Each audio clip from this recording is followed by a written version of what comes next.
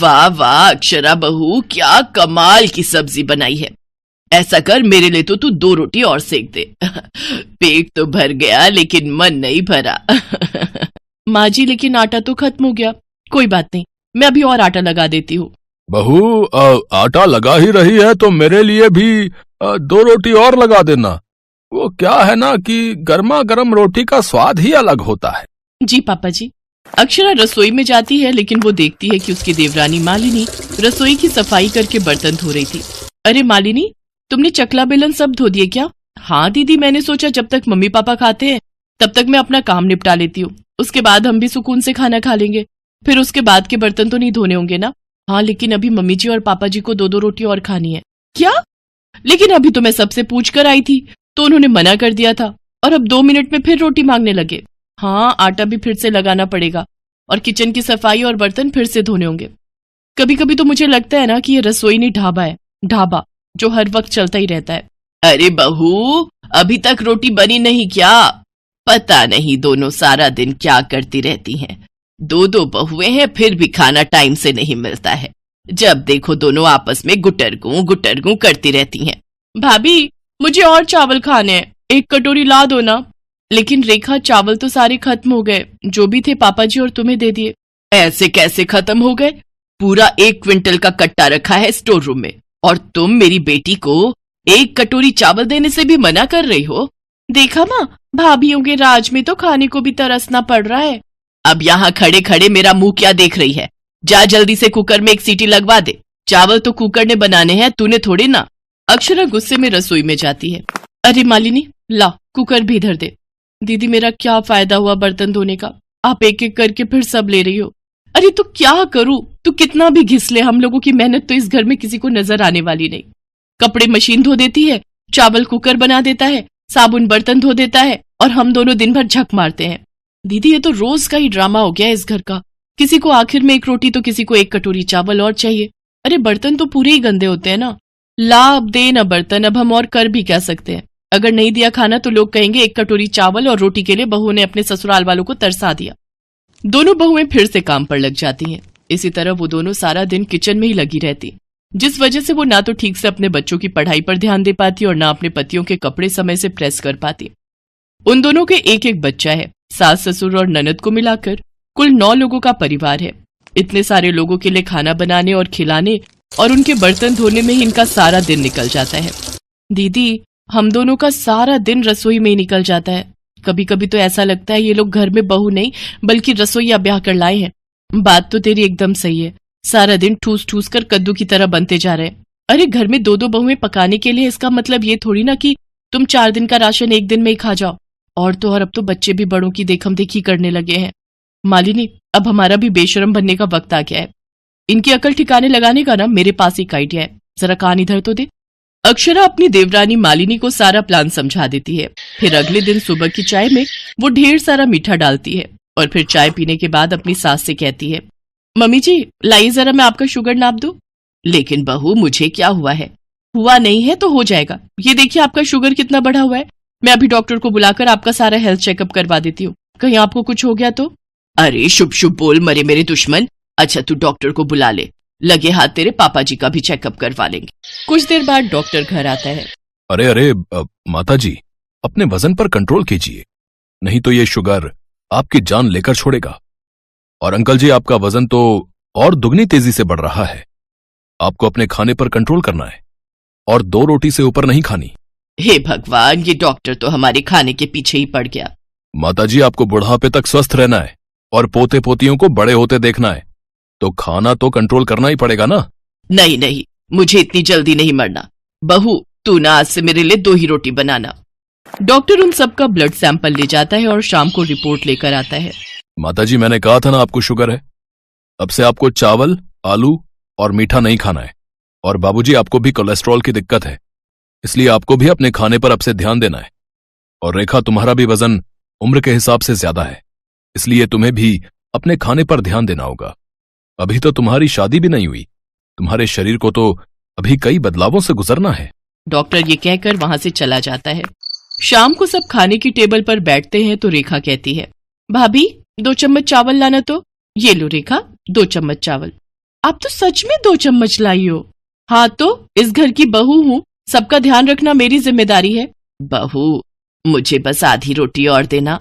नहीं सासू माँ, डॉक्टर ने आपको 2 रोटी से ज्यादा खाने के लिए मना किया है, और आपने ही तो कहा था कि अब से 2 ही खाऊंगी, इसलिए आपकी और रोटी नहीं बनाई।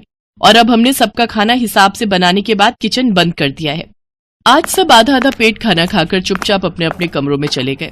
तो वहीं दोनों बहुओं ने भी आज पहली बार समय पर खाना खाया और फिर अपने कमरों में चली गई। अक्षरा के इस आइडिया से सबकी आदत और सेहत में काफी सुधार आ गया था। सास ससुर और रेखा वॉक पर जाते, अपनी डाइट पर कंट्रोल करते और खुद के खाने पर ध्यान देते। अक्षरा के उस आइडिया में डॉक्टर भी शामिल था। दरअसल वो डॉक्टर और उसकी वो रिपोर्ट दोनों ही झूठी थी। वैसे तो कहते हैं कि झूठ बोलना पाप है, लेकिन अगर उस झूठ से किसी का भला हो तो उसमें कोई बुराई भी नहीं है।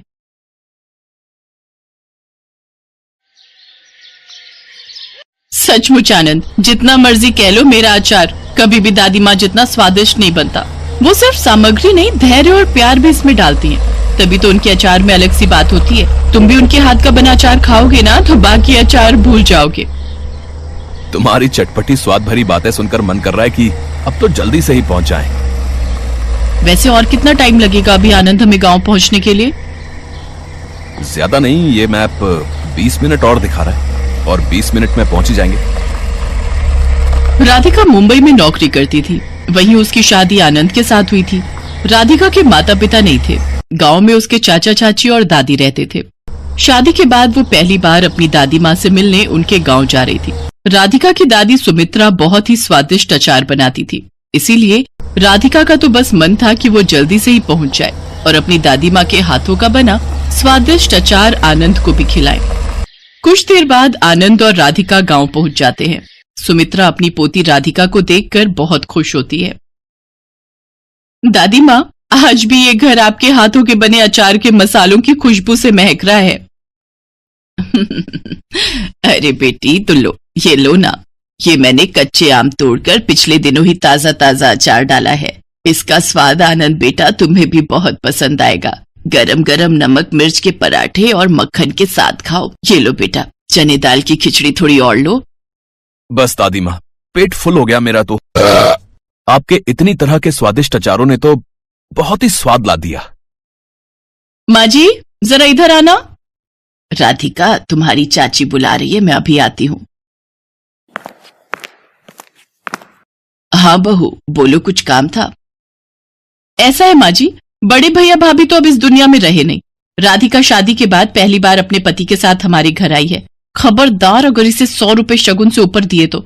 हमारे पास कोई फालतू के पैसे नहीं है, आपका कोई भरोसा नहीं है। आप तो अपनी बड़ी पोती को कुछ भी उठाकर दे दोगी। अरे मेरी भी 2 बेटियां बैठी हैं, उनका भी ब्याह करना है, इसका क्या है? एक बार आदत पड़ गई तो रोज मुंह उठाकर गांव आ जाएगी। हाँ माँ, पहले ही राधिका की शादी में हम बहुत खर्चा कर चुके हैं। अब ये शादी के बाद अचानक मिलने आ जाएगी, कुछ तो सोचती, क्या पता था। और तुम भी पता नहीं क्या क्या उनके सामने रखे जा रही हो। अभी बस भी करो। और हाँ, ज्यादा रोकने की जरूरत नहीं है। बोल देना कि हमें कहीं जाना है, अपने आप शाम तक चले जाएंगे।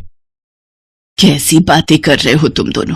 तेरे बड़े भैया भाभी अब इस दुनिया में नहीं है, तो सुरेश बेटा, कम से कम माता पिता बनकर तुम दोनों पहली बार आए बेटी दामाद का सम्मान तो करो। अरे कर तो रहे हैं मान सम्मान, किस सम्मान की बात कर रही हो? माँ जी, तुम यहाँ रहती हो, तुम्हारा पहले बोझ कम है जो अपने मरे हुए बेटा बहू के बच्चों को भी बुलाती रहती हो। अरे हमने ही थोड़ी ठेका लिया हुआ है, तुम्हें भी पाले और तुम्हारे बच्चे के बच्चों को भी देखे। अभी राधिका की चाची बोल ही रही थी कि राधिका कमरे में आ जाती है। राधिका सारी बातें सुन चुकी थी, अब वो गुस्से में थी। बस चाची, अब और नहीं, आपने दादी को बहुत सुना लिया। अरे दादी और कहाँ जाएंगी अगर अपने बच्चों के घर नहीं रुकेंगी? क्या हुआ, मेरे मम्मी पापा दुनिया में नहीं है तो? मैं अभी जिंदा हूँ, मैं दादी को अपने साथ लेकर जाऊंगी। अब दादी आपके साथ नहीं रहेंगी। चलो दादी माँ, आप अपना सामान पैक करो, आप हमारे साथ आज ही शहर चलोगे। हाँ हाँ, ले जाएगी तो अपने माँ बाप पर ही, जैसे वो अकड़ में रहते थे। वैसे तू भी अकड़ में रहती है, पैसे वाला लड़का मिल गया ना तुझे, इसलिए इतना बोल रही है। अरे तुम रहने दो जी, इतनी अकड़ में अगर ले जाना चाह रही है तो ले जाने दो ना, देखना 2 दिन बाद वापस आ जाएंगी। सुमित्रा ने बिल्कुल भी नहीं सोचा था कि राधिका और आनंद पहली बार आएंगे और उसके चाचा चाची उसके साथ ऐसा व्यवहार करेंगे। सुमित्रा और राधिका फूट फूट कर रोने लगती हैं। अब राधिका नहीं चाहती थी कि उसकी दादी गांव में इस हालत में रहे। इसलिए राधिका और आनंद ने तुरंत फैसला लिया कि दादी माँ को अपने साथ शहर ले जाएं। और फिर सुमित्रा राधिका और आनंद के साथ शहर आ गई। शहर में सुमित्रा को सुकून था क्योंकि उसकी पोती राधिका और दामाद उसकी बहुत देखभाल करते थे। दादी माँ, अब आप हमारे साथ रहोगे। वैसे आपके हाथ का टेस्टी टेस्टी अचार यहाँ भी खाने को मिलेगा, क्यों आनंद? हाँ राधिका, वो तो है। दादी माँ मेरे भी अपने बड़े मेरे साथ नहीं है। आज आपको पाकर मेरी भी ये इच्छा पूरी हो गई। थैंक यू दादी माँ। जीते रहो मेरे बच्चों। सुमित्रा बहुत खुश थी। वो अपनी पोती और दामाद के लिए अचार बनाने की तैयारी करती है। राधिका सुमित्रा को बाजार लेकर जाती है। सुमित्रा अपने हिसाब से अचार के आम खरीद लेती है। घर आकर सुमित्रा ने अचार डालने की तैयारी शुरू कर दी। उसने आमों को धोकर काट कर धूप में सूखने के लिए रख दिया। अब मसाला तैयार करने का समय हो गया था। सुमित्रा ने लाल मिर्च पाउडर, हल्दी और नमक मसालों में मिलाया और सबको पीसकर दरदरा मिश्रण बना लिया। दादी माँ, ये देखिए, ये आम धूप में सूख गए हैं। बस तो फिर इन आमों में ये सारे मसाले और सरसों का तेल मिला देंगे। ध्यान रहे बिटिया कि प्रत्येक टुकड़े पर अच्छी तरह से मसाला लगा हो। इसे अच्छे से मिला लो। राधिका, याद रखो बिटिया, तेल को अचार के सभी टुकड़ों पर ढकना चाहिए। तेल अचार को खराब होने से बचाता है। फिर इस अचार को केवल समय की आवश्यकता है। बस अब इसे एक बड़े कांच के जार में डालकर कसकर बंद कर दिया। अब इसे कम से कम 1 सप्ताह तक रखा जाना चाहिए। बस इसे धूप दिलाते रहो और अगर तेल कम हो तो 3-4 दिन बाद और डाल देंगे। सुमित्रा ने आम का अचार तैयार करके रख दिया। राधिका की कुछ सहेलियां उससे मिलने आई हुई थीं। राधिका ने सभी को मठरी के साथ अचार दिया। राधिका, ये तो बहुत ही टेस्टी अचार है। कहाँ से मंगाया, मुझे भी बताओ। हाँ, अचार वाकई में बहुत स्वादिष्ट है। किसी न्यू ब्रांड का है क्या राधिका?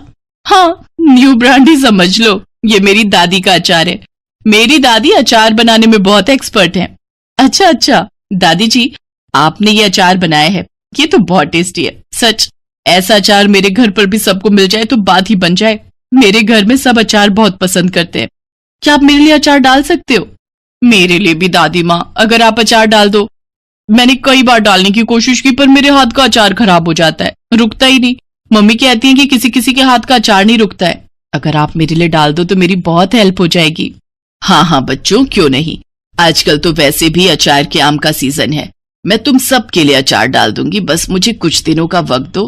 अपनी सहेलियों की बातें राधिका ध्यान से सुन रही थी। तभी उसके मन में विचार आया कि क्यों ना दादी के अचार को व्यापार में बदल दिया जाए, जिससे दादी को खुशी मिलेगी और उनके काम को पहचान। दादी माँ, मैंने और आनंद ने सोचा है हम आपके अचार को घर घर पहुंचाएंगे। दादी का अचार अब हर घर पहुंचेगा।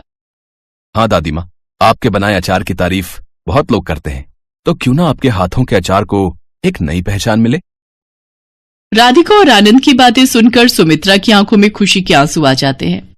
जिस सुमित्रा की उसके छोटा बेटा बहू ने कदर नहीं की, आज बड़े बेटा बहू की बेटी, उसकी पोती और दामाद उसकी कितनी मदद कर रहे हैं, उसे कितना सम्मान दे रहे हैं, ये उसे दिखाई दे रहा था। और फिर सुमित्रा के अचार को पहचान मिली। दादी का अचार हर घर पहुंचा, जिसका सारा श्रेय राधिका और आनंद को जाता था। राधिका और आनंद जैसे बच्चे अगर किसी घर में हो तो उस घर में बड़े बुजुर्गों की बहुत इज्जत होती है और बड़े बुजुर्गों का तजुर्बा उन बच्चों के हमेशा काम आता है।